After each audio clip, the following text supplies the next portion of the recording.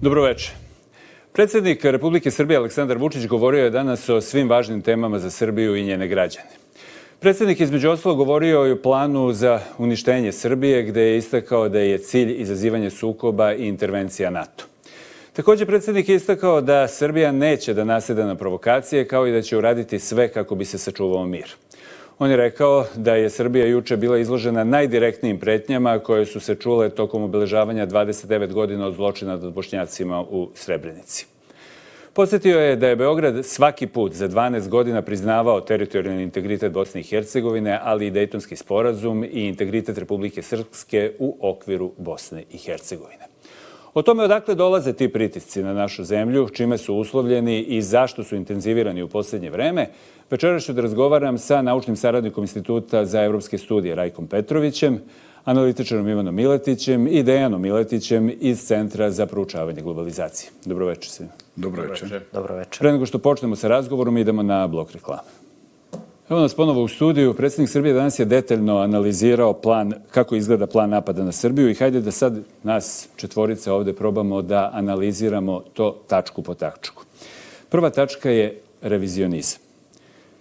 Zašto se menjaju istorijske činjenice i kako se to radi? Evo da krenemo od vas, gospodine. Od mene, jel da? Pa revizionizam nekako uvek dođe kako se menjaju politička dešavanja ili kretanja u svetu, dolazi do revizionizma. Znači, momentalno imamo celu situaciju sa sukobom na evropskom kontinentu vezan za Ukrajinu i iz tog razloga imamo vrlo jasnu potrebu za definisanjem nove istorije, da se zaboravi učešće Rusije, Sovjetskog saveza u Drugom svjetskom ratu, njihova važnost.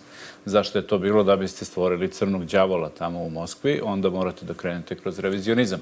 Na Balkanu isto, znači ako bismo svi ti koji kontrolišu te centre moći koje postoje na Balkanu, ako bi se pričalo o pozitivnoj ulozi Srbije u Prvom i Drugom svjetskom ratu, ako bi se to isticalo u svom javnom mnjenju, onda bi bilo vrlo teško objasniti zbog čega sada je toliko jako prisustvo i zbog čega recimo američke trupe podržavaju neke etničke grupe na Balkanu koje su bile vrlo jasno i otvoreno na nacističkoj strani. Recimo, svi znamo kako su Nemci dočekani u Zagrebu, svi znamo šta se desilo sa albanskom populacijom dole kad je pravljena Velika Albanija i ostalo. Sad imate situaciju da američke trupe se oslanjaju na one etničke grupe koje su bile otvoreno jasno na strani nacizma, na Balkanu konkretno, a Srbi koji su bili nosioci antifašizma na teritoriji Jugoslavije, dovedeni su u situaciju da se sada nalaze nasuprot američkih trupa. I onda je to vrlo teško objasniti i onda morate da se uhvatite za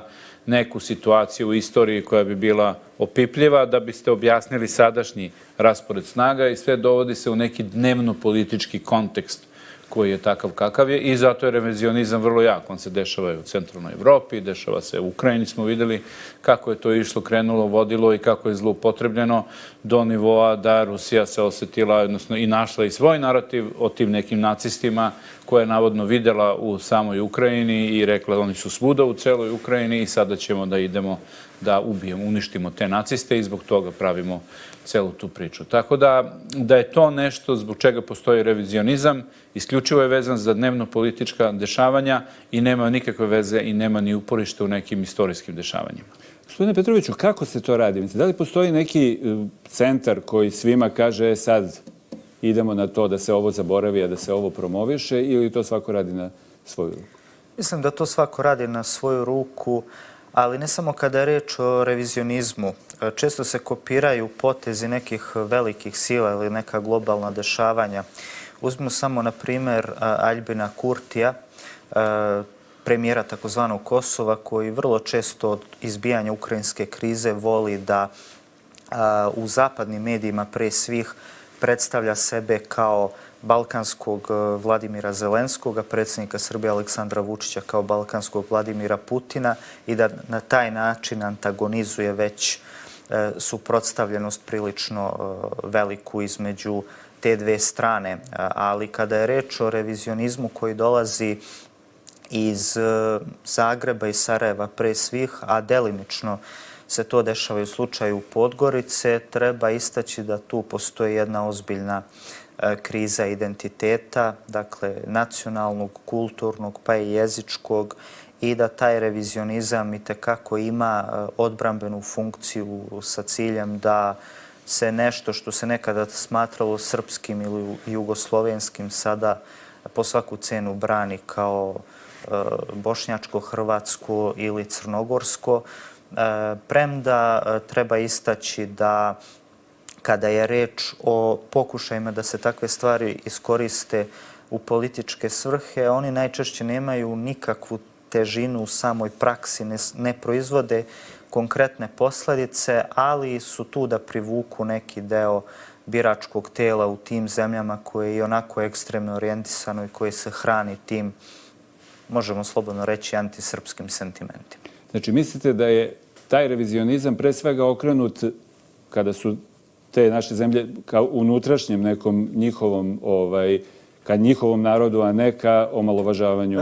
One su svakako i u funkciji omalovažavanja srpskog naroda, Srbije, njenih političkih predstavnika i deo su, da kažemo, deo te antisrpske histerije, ali one imaju i unutrašnju upotrebu, jer dovoljno je samo pogledati situaciju u Hrvatskoj, bukvalno svakodnevno u tamošnjoj štampi, medijima, piše se negativno o Srbiji, posebno sada negativno o predsjedniku Vučiću, nekim drugim javnim funkcionerima. Ističe se utisak da nakon proglašenja nezavisnosti te države i završetka tog nesrećnog građanskog rata 1995. godine delu tamošnjih političara su uvek potrebni neki zli Srbi koji će opravdavati sve ono što oni rade.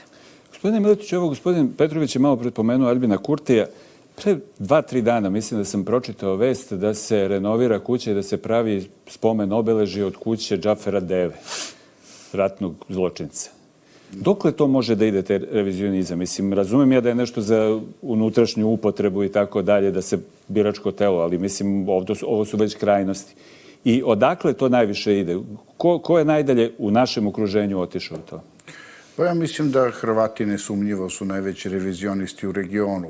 To je prosto, oni svoj identitet potvrđuju time što negiraju ulogu srpskog naroda i u njihovom oslobođenju, ako hoćete, od Austro-Ugarske prvo, a kasnije i uopšte u toj simbiozi sa srpskim narodom.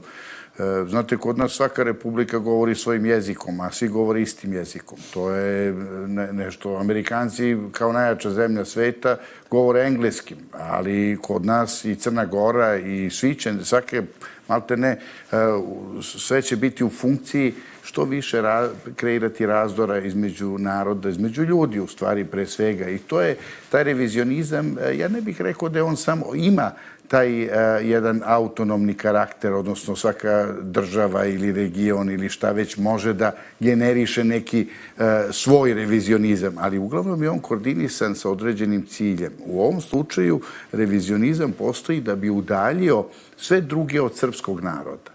I zašto? Zato što je srpski narod najbrojniji, zato što on ima državotvornost, zato što je on oslobađao druge narode, zato što je najbrojniji, najsposobniji, pokazalo se, evo pogledajte pod kojim pritiscima i bombardovani, i izolovani, i prokazani, i maltretirani po raznim, uvek novi uslovi za nas, 35 poglavlja, pa smišljajte, pa unesite i Ohridski. Znači, stalno gledate kako da ga zaustavite sa jednim jedinim ciljem, da se region kontroliše. Jer ne možete, srpski narod se teško kontroliše. Zašto? Zato što je naučio da pod tuđom čizmom opstane i vrati se u sedlo, što kaže ono. Nismo mi laki što kaže, za obradu i to istorijski. Pa pogledajte koliko stotina godina, recimo Turska, pa smo opet naše snage vratili se i nekako ukorenili u ono, obnovili stablo, ajde tako da kažem, nismo izgubili svoj identitet, a to je izuzetno teško. Pogledajte kolike su rane nastale, jer se Bošnjaci, juče muslimani, pre toga Srbi uglavnom, ima neki su se izjašnjavali kao Hrvati, ali vi kada pogledate Hrvatsku državu, i ovo moram, da to je toliko groteskno, da to mora uopšte da se objašnjava. Kako se neko naseljava u obliku kifle onako, a Hrvatska država? Čekajte, šta znači, su oni graničari neki? O čemu se radi? Kakva je to logika? Kako je to moguće uopšte bilo? I kad se to desilo? Govorim, to prosto vidi se da je to sve veštački kreirano i da je to, sve se to stvaralo na način da se ostvari kontrola regiona od trećih strana. Bilo da je u pitanju Austro-Ugarska, bilo da je u pitanju Sovjetski savez, bilo da je u pitanju danas i Američke države i Evropska unija, uslovno rečeno, jer Evropska unija, mi sad vidimo, ona se ispostavlja da je ona produžena ruka američke spoljne politike. Ja moram da konstatujem to, nije mi drago. Lepše bi mi bilo da kažem da Evropska unija ima svoje interese, američke svoje, a da mi kao deo Evrope težimo Evropskoj uniji i tako. A ispostavlja se u stvari da to što se američke države su radile u 90-im, jer su kao unipolarna sila imala suverenu mogućnost, to je Biden između ostalog, to su te demokrate koje su uređivale Zapadni Balkan kako su htele. Čak su i bombardovale Srbiju, napravili agresiju bez presedana u tom trenutku. Nije se tako šta desilo. Transformisale NATO pakt u odbrambenu, odnosno u ofanzivnu organizaciju preko naših leđa. Zašto to sve kažem? Znači, kada sve to imate u vidu, vidite da je revizionizam u funkciji, u stvari, kreiranja netrpeljivosti što veće, a ne pomirenja, traženje zajedničkih elemenata, traženje neke perspektive za region. Zato taj revizionizam je koordinisan s moje tačke gledišta iz jednog centra koji upravlja i želi da drži kontrolu nad regionom. Ovdje se sad postavlja problem, neko je šrafirao Zapadni Balkan u NATO i sad po svaku cenu gurati u NATO ova administracija, sve što je radila, ona je praktično promociju te politike imala. I mi, pričamo o Bajdenove administraciji, i mi prosto sad gledamo da izvučemo do izbora ove zadnje mesece, od nekoliko meseci, 3-4 meseca, da prosto sve to što su planirali ne uspeju da realizuju na najbrutalniji način, kao i 90-ih protiv srpskog naroda. Gospodine Miletiću, zašto nam se spočitava nama kao Srbiji da smo ruski agenti? Pa nije, to da bi se samo nadovezao ono što je Dejan rekao u suštini, a to je da jednostavno mi smo nekako i od Kominterne u neko doba i evo sada te administracije koje tu negde funkcioniše, narod koji je prokažen kao neki hegemon na Balkanu, koji želi, ne znam, da porobi druge nacije. Nekada su krivili srpsku buržuaziju koja je eto htela da napravila tu Jugoslaviju, da je Jugoslavija grobnica naroda i sve što je ono dolazilo i ceo ustaški pokret koji je kreiran od tih nekih trećih strana u to vreme. I nekako, šta je problem? Problem je kada vi formirate državu kao što je Srbija, koja je ekonomski motor, kao što je nekada bila i Kraljevina Jugoslavije, pa i socijalističke Jugoslavije, pa i dan danas je tog Zapadnog Balkana, onda onaj ko je ekonomski motor, on utiče na druge zemlje. Da biste vi mogli iz daleka ili kako već da imate kontrolu, morate da budite te neke priče da biste sputavali rast. Postoji ta neka teorija u zapadnim teoretičarskim ekonomskim krugovima koje još se spominju i u nekim analizama koje postoje na zapadu, a to je da se kreira ta ravnoteža moći, pa i ekonomska ravnoteža. I onda se javlja ideja, ajmo da sputavamo Srbiju, jer druge zemlje su manje sistemi, manje ekonomski razvijene, zavise od turizma, ne dolaze investicije i da ne bi Srbija previše naglo iskočila sa svojim ekonomskim razvojem, mi moramo da kontrolišemo to, a ne tako što ćemo njih da ojačamo, nego tako što ćemo morati na nekom momentu i Srbiju da sputavamo i da pravimo taj neki ekonomski pritisak. Kissinger piše o takvim stvarima u svojoj knjizi Svetski poredak. To je vrlo interesantno. Taj balans moći, kako oni govore, koji mora da bude jednak, ne samo vojno, nego i ekonomski. I stalno koristi primer dobre istorijske paralele gde on kaže tako je nekad bilo u centralnoj Evropi kada je postojalo to neko sveto rimsko carstvo, kako se to zvalo, sve do Napoleona koji je to ukinuo, gde je bilo gomila malih državica, Nemačka nije postojala, nisu postojale nacionalne države i oni vidi u toj svojoj knjizi, on vidi Evropsku uniju kao praktično to neko novo rimsko carstvo, taj neki ekonomski svet u kome postoje male državice koje funkcionišu u nekom zajedničkom krovu, ali to nije neka federacija, nego neka vrste konfederacije i gde gomila malih sistema funkcioniše na ekonomskom nivou i to je kao stvorilo dugoročan mir sve do pojave Napoleona i nacizma, kako on piše. Tako da u suštini, odnosno nacionalizma, kasnije i nacizma koji se izrodio iz tog nacionalizma, ali ono što se, kada svedemo to na današnju situaciju Srbije i Balkan, nekako to je koncept dve različite države. Koncept države koji se nalazi u tim nekim razvijenim zemljama, kao što su Amerika, Kanada, Australija, to je koncept, kako oni to zovu, države nacije, gde država definiše nacionalnost. Znači, ako ja sam državljanin Australije, kad popunjavam ono kad kaže nacionalnost, ja trebam da stavim Australijanac, jel da, ne Srbin, Hrvat ili ko već tamo živi. Kod nas nije tako. Kod nas je etnički sistem gde je nacionalna država. Znači, imamo država nacija i nacionalna država i ta dva koncepta ne pričaju jedan sa drugim, tako da bi oni želeli na evropskom kontinentu da uspostave taj sistem države nacije, tako da bez obzira kogod živi u Francuskoj je Francuz, kogod živi u Srbiji je Srbin, kogod živi u nekoj drugoj državi je to. S obzirom na ovu emigraciju, da li je to moguće uopšte? Pa oni to žele, pazite, to je cela ideja, zato oni pričaju o ideji Kosovari. Znači, da svedemo na naš taj primjer, gde oni kažu, ne, svi su Kosovari, pa onda Kosovari srpskog porekla, pa gledaju kao na Ameriku, pa onda Kosovari albanskog porekla, ali to je nešto gde oni insistiraju na tome jer oni tako uređuju svoje države. I onda, kad dođu kod nas, oni kažu to tako treba da izgleda, ali se to ne uklapa u naše istorijsko nasleđe, u naše kulturno nasleđe, u naše državotvorno nasleđe i tu onda oni prave ove pritiske da bi naterali nas da mi prihvatimo te neke sisteme državnog uređenja koji nisu svojstveni našem narodu. Gospodine Petroviću, gospodin Miletić je malo prepričao da na Kosovu žele da predstave njih kao Ukrajince, odnosno Kurtija kao Zelenskog, a Vučića kao Putina. Kako je moguće da smo istovremeno i ruski agenti, a istovremeno nas ovdje optužuju da prodajemo oružje u Ukrajini? Kako te dve stvari? A to su isti ljudi. Mislim da je to paradoksalno iz razloga što je njima teško da pojme da je Srbija uprkos svojoj veličini, dakle to je jedna mala evropska zemlja i po brojnosti i po teritoriji koju obuhvata suverena i samostalna. Mi nismo ni ruski agenti, niti agenti Zapada, govorim kao država Srbija, već jednostavno pokušavamo da u ovim teškim vremenima izvučemo ono što je najbolje ili najmanje loše po nas.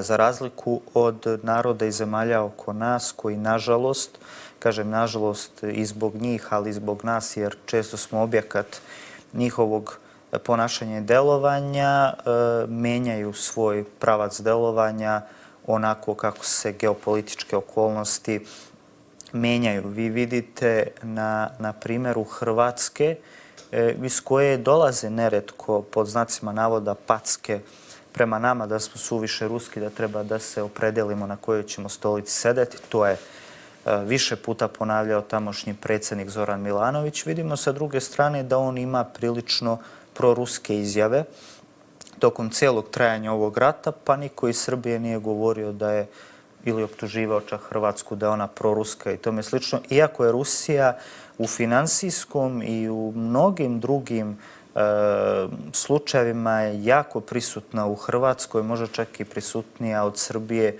u tom nekom smislu. Međutim, Hrvatska država kao takva je uvek gradila tu rezervnu izlaznu strategiju u slučaju da dođe do promene u geopolitičkoj areni, pa su tako neretko ustaše 1943. godine postajali partizani, čak i partizanski oficiri, a to se dešavalo i u vreme stvaranja Kraljevine Jugoslavije, gde su mnogi oficiri hrvatskog porekla koji su bili deo Austrougarske vojske, čak koji su činili zločine u Mačvi, Podrinju, Jadru i tome slično, su kasnije postajali oficiri čak i bolje rangirani i plaćeni od srpskih u vojsci Kraljevine Jugoslavije. Ali mislim da je Ivan to jako lepo objasnio kad je reč o tome da li se može posmatrati Srbija kao, kako oni to kažu, nekakav ruski proksi ovde na Balkanu i tome slično. Ja mislim da ne. Srbija je zemlja koja kupuje, primjera radi, naoružanje i od Kine i od Rusije, ali sa druge strane mi imamo i zajedničke aktivnosti sa NATO paktom. Imali smo tu vežbu Platinasti Vuk na jugu Srbije. Postoji naša kancelarija koja služi kao neka vrsta ambasade, kao spone između Srbije i NATO. Oni imaju svoju kancelariju ovde.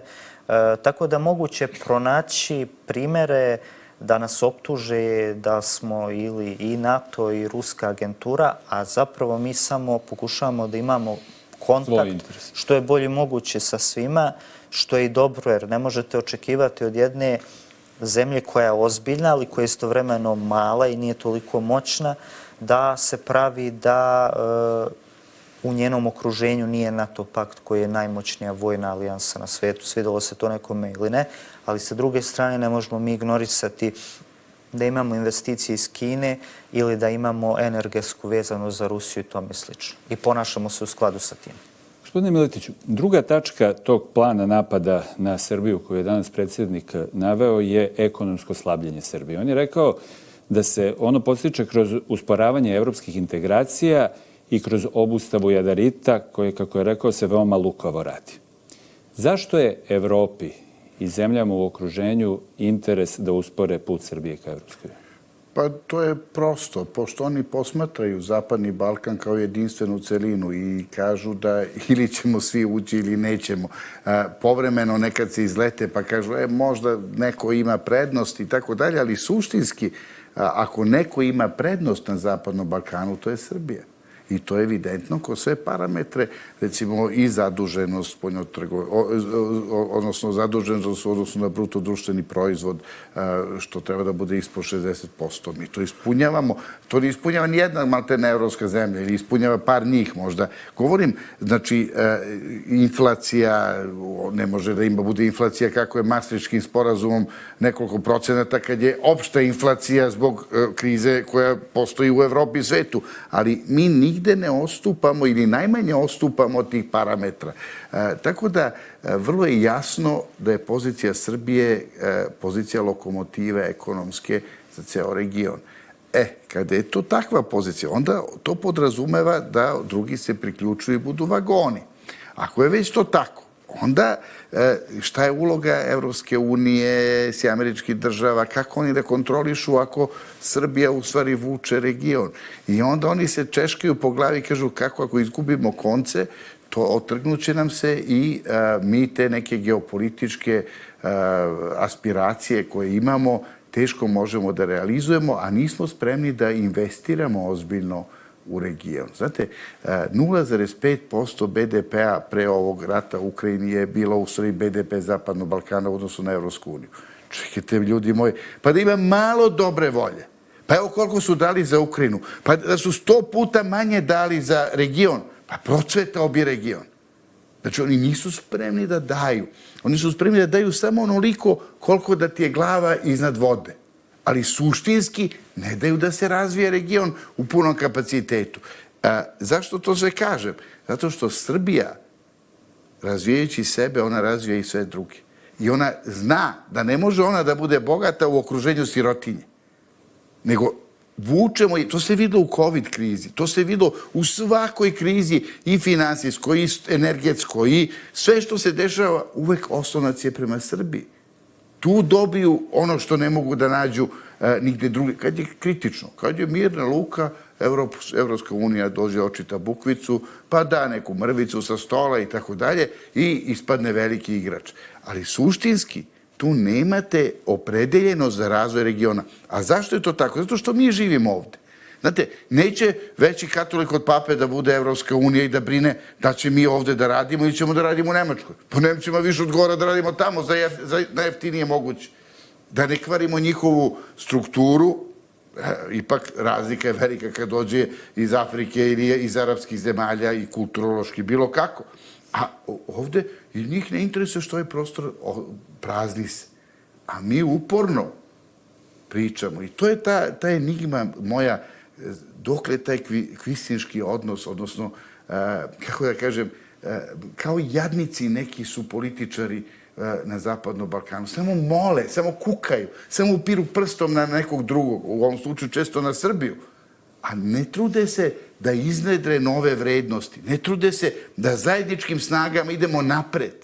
Pa da se takmičimo. Hajde da vidimo šta možemo da uradimo zajedno. Srbija je pokazala da je moguće, oslanjajući se na svoje kapacitete, potencijale, istorijske relacije, poštovanjem partnera i tako dalje, da je moguće podići se.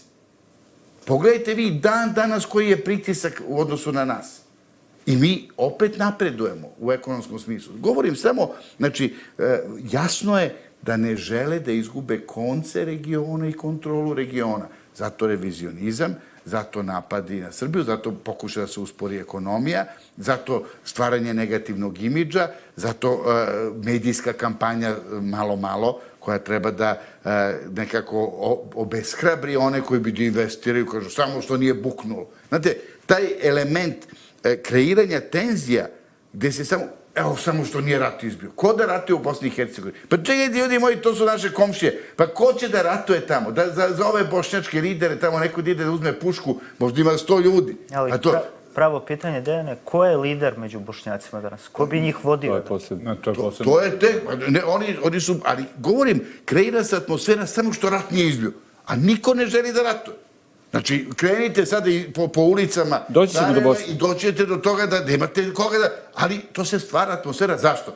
Upravo zbog tog ekonomskog. Zato to sam da povežem samo, da ukažem na to da u stvari ekonomija je ono što plaši ove druge, jer otrgnete se. Odjednom vi više baš vas briga da će da vam daju donaciju. Baš vas briga, ta šargarepa koja je imaginarna, sve više, koja je sve manja.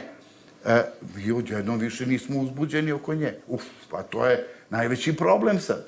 Kako kontrolisati on? Izvijam se, ja sam malo možda proširio, ali slikovito da probam. Očigledno je, gospodine Miletiću, da se mnoge igre igraju. Ovaj vaš prezimenjak je to malo načeo. Kakva se igra oko jadarita? Kome je u interesu da se to odloži? Pazite, znači, kome je u interesu? Ja mislim da to nije toliko pitanje čak ni regiona, koliko je pitanje neke međunarodne konkurencije o tome ko će da eksploatiše, odnosno ko će da kopa konkretno. Jer onaj ko bude kopao, on će da ima i kontrolu, znači, nad rudom, nad eksploatacijom, nad prodajom na svetskom tržištu i slično. I to je nešto što je, nažalost, izvan naše kontrole, realno gledano. To je nešto na što mi imamo najmanje uticaja. Zato ono što mi moramo da razmišljamo je u suštini kako ćemo mi da kontrolišemo taj rizik. Na koji način? Koji su to mehanizmi koji mi imamo? Naš glavni mehanizam je koji će biti oblik eksploatacije, gde možemo da utičemo, jer mi možemo da utičemo na taj projekat. S jedne strane. Dakle, ništa drugo možemo da utičemo, promenit ćemo zakone i u zakonima ćemo jasno da to naznačimo kako to može da se radi. Možemo da utičemo na to radna snaga, moramo da kreiramo radnu snagu. Da li će ljudi iz Loznice želeti da rade u tom rudniku ili ne? Da li postoje tehničari, mehaničari, inženjeri koji su rudarsko-geološki stručnjaci za tako nešto u regionu i u Srbiji ili ne, ili će morati da se ljudi uvezu. To su te neke strategije na koje mi možemo da utičemo, jer jednostavno mi zaista ne možemo da utičemo na to da li će da kopa kompanija iz Kine, iz Kanade, Australije, odakle, ali će svi želeti, jer zašto je jadarit dobar i zašto je to za nas dobra stvar, je da je to zaista u celoj ovoj energetskoj tranziciji koju je definisala Evropa svojim zakonima i odlukama, je nešto gde je budućnost. I to će biti energent, odnosno izvor za te neke električne, ne samo automobile, nego i kamione, i autobuse, i brodove, i avione, verovali ili ne. Sve to radi na te litijum-ionske baterije, jer je to tehnologija koja danas postoji. Da li će za 50 godina to da bude drugačije, mi to ne znamo, ali mi sad moramo da iskoristimo tu priliku i problem koji imamo je, što odgovorim konkretno na to vaše pitanje, to su velike korporacije koje žele da eksploatišu litijum. Recimo Rio Tinto, ja igrom slučaja znam, je imao čak plan da iz Beograda, odnosno iz Srbije, vodi operacije svih svojih litijumskih rudnika, jer su videli ovo kao neko centralno mesto za proizvodnju baterija. Napravili su čak, kako se to zove, joint venture sa kompanijom iz Slovačke, koja je finansijer je i sa Bliskog istoka, koja je treba u stvari, i radi se na tome, i otvorit će se ta fabrika baterija litijumskih u Srbiji i onda bi tu trebao da stiže ta sirova ruda koja će dolaziti ne samo iz našeg rudnika, nego i iz drugih rudnika. Tako da je to dobar ekonomski zamajac, to hoću da kažem, a onda imate neke druge zemlje i druge korporacije koje kažu, ne znamo mi da li se to nama dopada, opet dolazimo na onu priču. Srbija će ponovo da ima tu prednost komparativnu i u celom tom tržištu energetike i razviće se više nego zemlje u regionu koje nemaju taj jadarit, koje nemaju taj rudnik ili možda imaju, jer ta žila malo ide krivudavo preko Balkana i sad to tuča za zlatnu žilu, što bi se reklo, i to tako izgleda. Gospodine Petroviću, jedna od tačaka ovog plana za napade na Srbiju, koja možda i zvuči najozbiljnije i najzloslutnije, je priželjkivanje sukoba i intervencija NATO. Kome ovde odgovaraju sukobi? Da li je to uopšte realno? Ja sam optimista po tom pitanju. Mislim da nismo blizu nekog ratnog sukoba, ni nekog šireg konflikta. Mislim da je Dejan prethodno jako lepo objasnio da obični ljudi, da se tako izrazim, ljudi koji se ne bave politikom, ne donose odluke, žele da žive mirno, njihovi životi su onako komplikovani zbog inflacije, svih drugih nedaća koje je ukrajinska kriza. Želeli smo to i 90-ih. Naravno da se tu pita više faktora, mi smo samo jedan od njih, tu su i inostrani centri moći, ali kome bi odgovarala eventualna intervencija NATO pakta u tim sukobima? Pa svima onima koji u okruženju žele da naude Srbiji i srpskom narodu, a sami nisu u stanju to da urade. I to je potpuno jasno. Aljbin Kurti ne može nauditi ni Srbima na severu Kosova, kako stvari stoje, a nadam se da će tako i ostati, verujem u to, a kamoli Srbiji. Da ne govorimo sa druge strane i o delu bošnjačkih političkih lidera i hrvatskih i tome slično. Oni vole da govore o tome kako je tokom 90-ih Srbija izvršila navodnu agresiju na te zemlje, ali verujte da je Srbija, odnosno tadašnja Savezna Republika Jugoslavija, bila direktno vojno umešana u te sukobe, oni bi se daleko drugačije završili, odnosno daleko povoljnije po nas. Mi smo pokazali te 99. godine da smo u sve te probleme ipak u stanju bili da se odbranimo od najmoćnije sile sveta. Možete misliti kako bi izgledao naš sukob tada sa nekim susednim zemljama da smo mi to hteli. Stičem utisak da Srbija i srpski narod uopšte, čak i u tim najtežim, najosjetljivijim momentima i dok su se vodili ratovi i tome slično, imaju taj unutrašnji poriv da donose mir, da rade na tome da se ti ratovi što pre okončaju, da se stvari vrati na normalu i da govorimo o nekim integracijama. Opet se vraćam, Dejan je to pominjao jednostavno i Ivan, mi smo motor ovog regiona jer smo najbrojniji, jer na kraju krajeva najbolje i radimo, jer ako imamo državnost koja je starija više od 1000 godina, to je neka naša lična karta koja govori o tome da smo čvrsto opredeljeni da ostanemo na ovim prostorima. Pomenuo sam primer Bošnjaka koje mnogi žele da uguraju u rat sa Srbima, što je apsolutno neprihvatljivo. Kao prvo treba istaći da je predsjednik Vučić više puta eksplicitno rekao da Srbi nemaju bliži narod sebi od Bošnjaka. On je taj koji je, kada je svojevremeno bilo potrebno da se Federaciji Bosne i Hercegovine dostave vakcine protiv COVID-19, rekao naravno da može i to ćemo dostaviti besplatno, neće nam oni plaćati za to da sačuvaju svoje živote, zato što nam ti ljudi trebaju nam da trgujemo s njima. Mislim, ja ne znam kako ljudi koji prodaju priču Bošnjacima i govore o tome da Srbija navodno želi da okupira Bosnu i Hercegovinu i tome slično.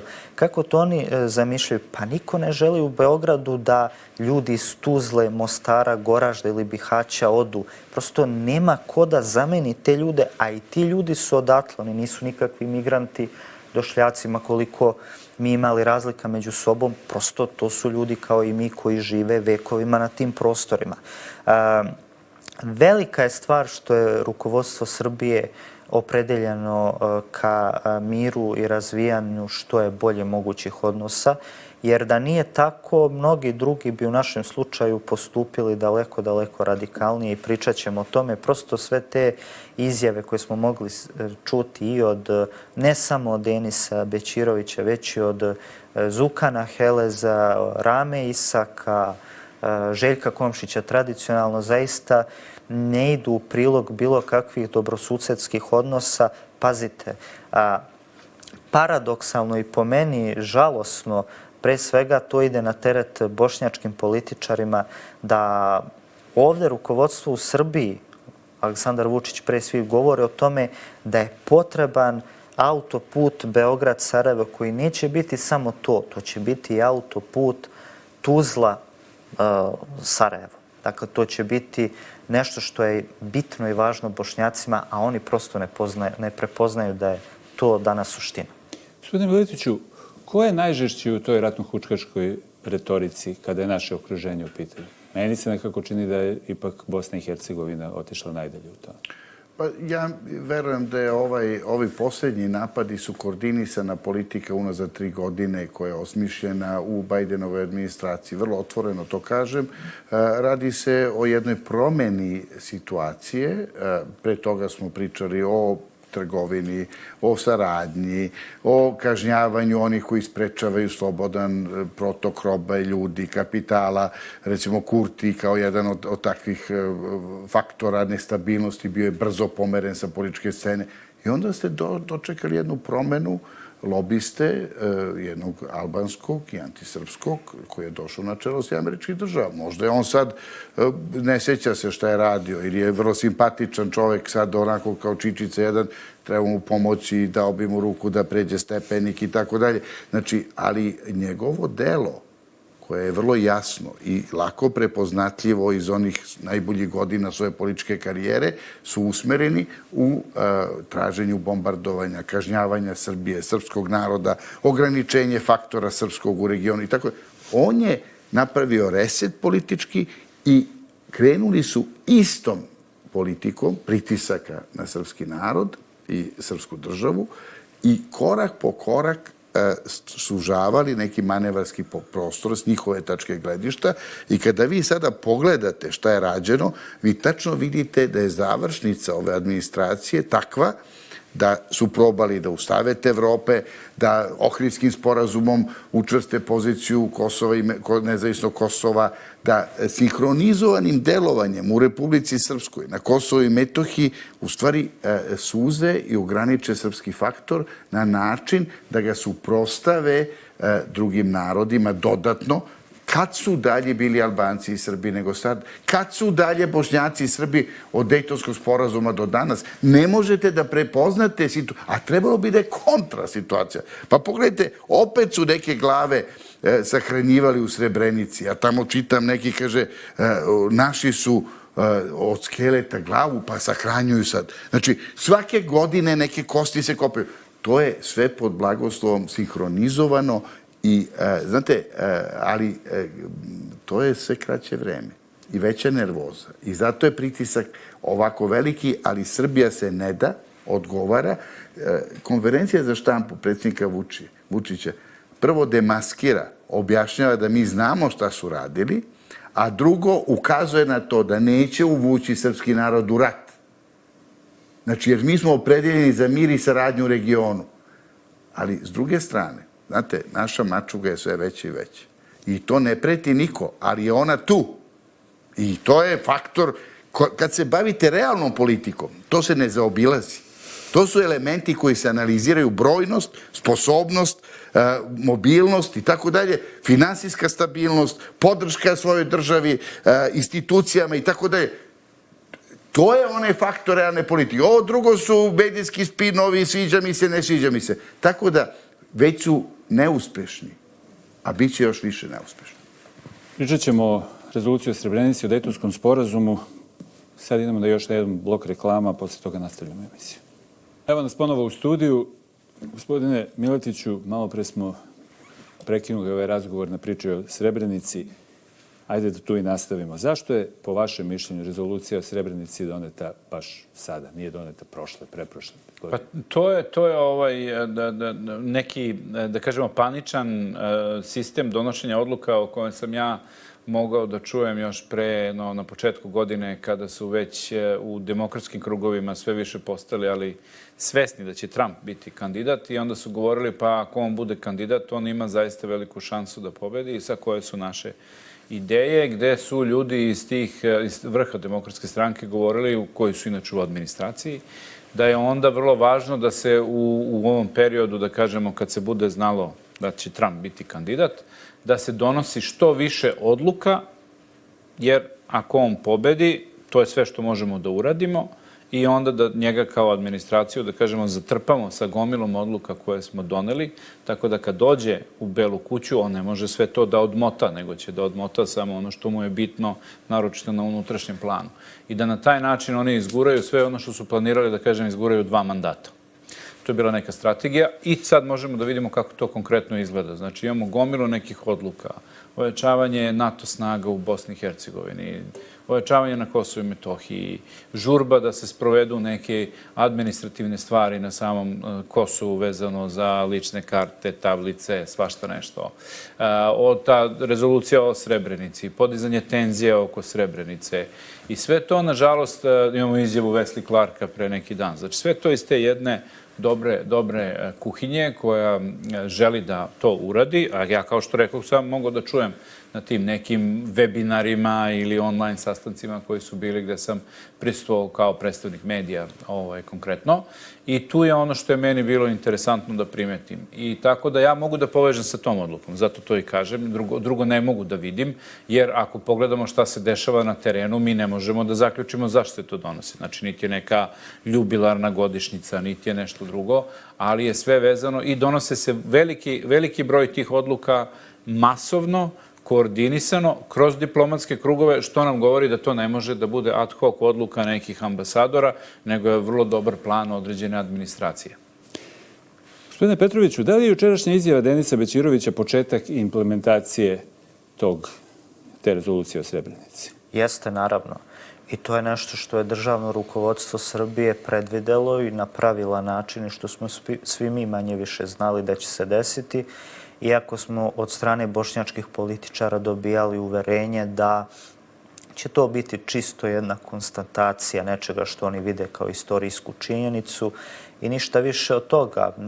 2-3 dana nakon usvajanja te rezolucije mogli smo da čujemo priče iz Sarajevske čaršije o potrebi da se plati ratna odšteta Bosni i Hercegovini od strane Srbije, tako da je to jedno klupko koje će se tek sada odmotavati. Nažalost, mi svake godine tog 11. jula moramo da se bavimo ovakvim stvarima umesto da se tim žrtvama nesrećnog građanskog rata kojih je bilo na sve 3 strane oda maksimalan pijetet i da razmišljamo o budućnosti, ali to je pitanje više za bošnjački narod, bošnjačke političke prvake.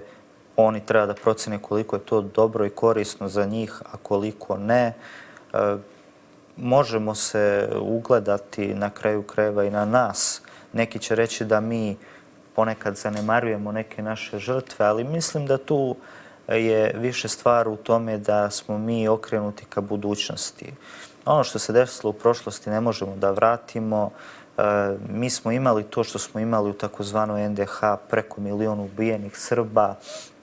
Bog sami zna koliko ih je bilo pokatoličenih koji danas žive pod hrvatskim imenima i prezimenima kao rimokatolici, a zapravo su iz stradalih srpskih pravoslavnih porodica. Naš narod, dakle preko 250.000 je proterano iz Hrvatske u zločinačkim akcijama takozvanom Bljesku i Oluji, ali je na neki način život pobedio smrt, jer mi imamo te ljude koji danas naseljavaju u Borču, Batajnicu, dobar deo Vojvodine, koji su dali, to jest udahnuli jedan novi život, novi zamah Srbiji kao svojoj matici, i mislim da je to neki put koji svi narodi u okolini treba da prate. Evo, na samom smo kraju emisije, ostalo nam još minut i po. Gospodine Miletić, evo, za sam kraj, recite nam gde je izlaz iz ove situacije? Kako Srbija treba da se ponaša u odnosu na sve ove pritiske o kojima smo pričali u prethodnih sat vremena?